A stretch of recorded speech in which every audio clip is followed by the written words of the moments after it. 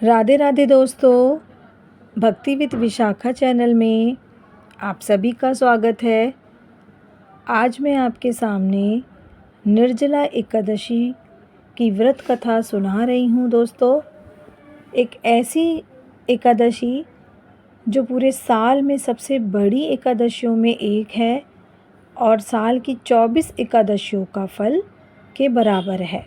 हरे कृष्णा। आज का ये दिव्य दिवस, ये पुण्यतिथि निर्जला एकादशी केवल एक उपवास नहीं बल्कि हमारी आत्मा की परीक्षा है।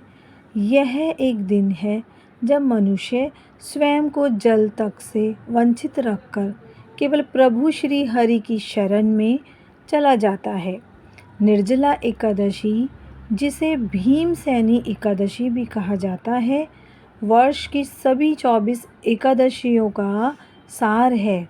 यह ज्येष्ठ मास के शुक्ल पक्ष की एकादशी को आती है। एक तपस्यामय दिन, एक आध्यात्मिक युद्ध का क्षण, जहाँ भक्त अपनी इंद्रियों पर नियंत्रण रखता है और प्रभु की कृपा की याचना करता है। यह कथा आरंभ होती है महाभारत काल से, जब पांडवों में सबसे बलशाली, सबसे प्रबल भीमसेन ने वेदव्यास से एकादशी व्रत के विषय में प्रश्न किया। भीम ने कहा कि हे भगवान युधिष्ठिर, अर्जुन, नकुल और सहदेव, यह सभी एकादशी का व्रत करते हैं, परंतु मैं व्रत नहीं कर पाता। मेरे भीतर की जो अग्नि इतनी तीव्र है कि उपवास करना ही नहीं सकता। क्या कोई ऐसा मार्ग है जिससे मैं भी एकादशी का पुण्य प्राप्त कर सकूं? वेदव्यास मुस्कुराए और बोले, हे वायुपुत्र, यदि तुम वर्ष भर की सभी एकादशियों का पुण्य एक ही दिन में पाना चाहते हो, तो ज्येष्ठ शुक्ल एकादशी को निर्जल रहकर व्रत करो। ना अन्न, ना जल, ना फल, केवल और केवल भगवान विष्णु का ध्यान। यह सुनकर भीम का हृदय कांप उठा, परंतु वह भीम था।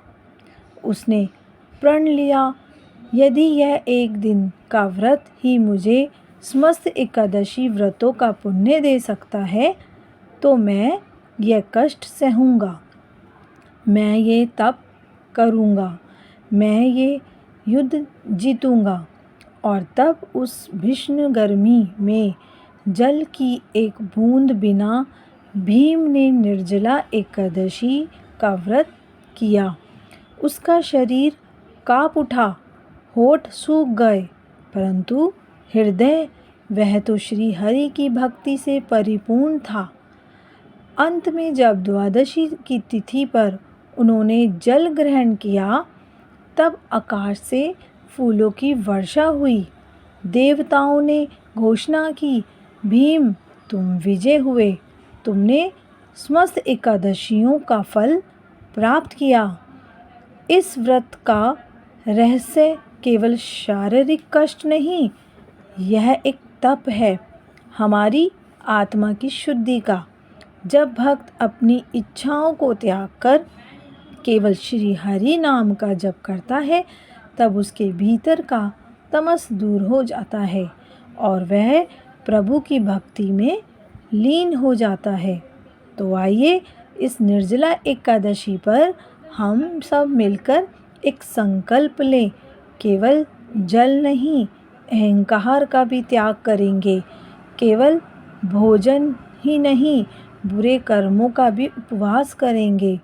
भगवान श्री हरि का स्मरण करेंगे और उनके चरणों में अपना जीवन अर्पित करने का प्रयास करेंगे। आप सभी को हरे कृष्णा निर्जला एकादशी की हार्दिक शुभकामनाएं।